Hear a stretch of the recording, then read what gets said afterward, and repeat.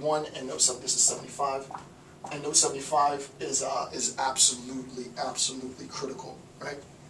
Okay, I want to tie this in to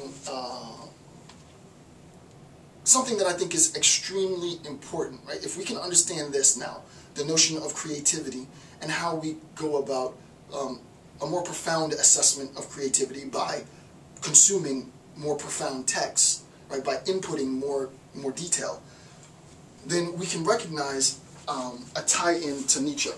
So with Nietzsche, I want to read the second paragraph now of 75, and I'm actually going to tie this into Eastern texts, right? Specifically Mencius. So I want to talk about this time. Listen to the similarities between, and I'm just going to read it. Listen to the similarities. This is what Nietzsche says. Second paragraph, note 75. Today, in our time, when the state has an absurdly fat stomach, there are in all fields and departments, in addition to the real workers, also representatives. A little bit further down, who represent this suffering, not to speak of professional politicians who are well off while representing distress, right? So, just one more time, today in our time when the state has an absurdly fat stomach, right? When the state is sort of swollen, there are, coinciding with this bloated, swollen state, there are representatives, right? As a matter of fact, within the United States of America, we have what's known as a representational democracy. The representatives, according to Nietzsche, represent suffering, right?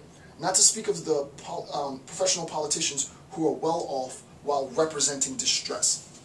Okay, if you go into notes and you look at the third bullet point on page 20, this is an actual quote from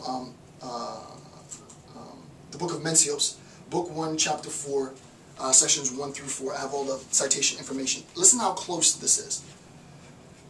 This is the quote from Mencius. In your kitchen, there is fat meat. In your stables, there are fat horses. But your people have the look of hunger. Right? That's suffering. Right? Your people have the look of hunger. That's distress. Nietzsche talks about distress and hunger. He talks about representatives. He talks about a bloated and fat state. And here in Mencius, we have almost the exact same claim. In your kitchen, there is fat meat. In your stables, there are fat horses. But your people have the look of hunger. And on the wilds, there are those who have died of famine. This is leading to beasts. This is leading beasts to devour men. Right? So there's undeniable tie-in with Nietzsche and the book of Mencius at this point, right? And what we recognize is the following paradigm, right? The state, the political structure has become bloated and fat, right? So we have law, parliament, the state, and this structure has become bloated and fat, right?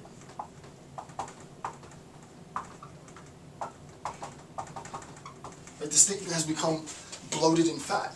The state, and this is, this is why the interpretation of Nietzsche's text isn't as simple as you would think, right? Because in one sense, people say, oh well, Nietzsche might have been a representative of the National Socialist Party. We're going to complicate that in a second. In another sense, he's chastising the state. Which one is it? Okay, so the state has become bloated and fat. We have this notion of representatives, right? But these representatives, as Nietzsche has said, and as we've seen in the book of Mencius, is a representation of suffering, of distress. Mencius says, well, in the book, in your kitchen there is fat meat. In your stables there are fat horses. Even your horses are fat, right? But your people have the look of hunger, right? So there's suffering, there's distress. This suffering, this distress, pertains to those who are suffering, right? These are the sufferers. So we have people who are actually suffering, right? We have the state of affairs of suffering, and we have individuals who represent their suffering to the state, right? A representative is themselves not in a state of suffering, right? A representative is, in a sense, representing the suffering of his or her community to the state. Listen, and this is what he says in a previous note, in note 62. Note 62, Nietzsche says, quote, unquote, siding with the oppressed and underprivileged, right? Siding with the oppressed and underprivileged. And I think a huge misinterpretation of Nietzsche would be to say something like Nietzsche is elitist, right? He had an elitist. Granted, that's a fair interpretation. I think it, based on sort of textual assessment, textual analysis, I think it's a bit unfair. I think what Nietzsche, and we'll see this in a second, I'll justify this claim near the end of the lecture, but I think what Nietzsche says with respect to siding, in note 62, siding with the oppressed, the underprivileged, is that can you as a representative truly have an understanding of the suffering of those that you represent if you yourself are not suffering, right? I don't care how liberal you are. You could be the left of the left of the left of the left. Right? If you are a representative, in a sense, you've transcended that suffering in order to represent. Right? This is within, and this is hilarious if you think about it. Right? In the video that I did on Dietrich Spivak's notion of the subaltern, Spivak talks about two forms of representation, and I've already done the discourse on that. You can Google or go into my YouTube channel and put in Spivak and see what my assessment was. But there's an equivocation in the term of representation. She means representation in two senses. Representation is sort of traditionally understood to represent like this, but a representation, right? And then I talked about, this would be good for my series in the philosophy of hip-hop. In hip-hop culture, we talk about represent. I'm going to represent where I'm from. In a sense, you think of a hip-hop, like a Jay-Z, who was a person who was suffering, who climbed out of his suffering and is now representing the suffering of others to us, society at large. In a sense, he has to side with the oppressed, right? He has to side, he has to have an understanding of that suffering in order to represent that suffering to the powers that be. With respect to a political discourse, political paradigm, those powers, the bloated fat state is one of law, the state, parliament, and so on. How is it that the state gets bloated, right? How is it, and this is very, and not only is this important, but this is critical to contemporary 21st century, like today, discourse. How does the state get bloated, right?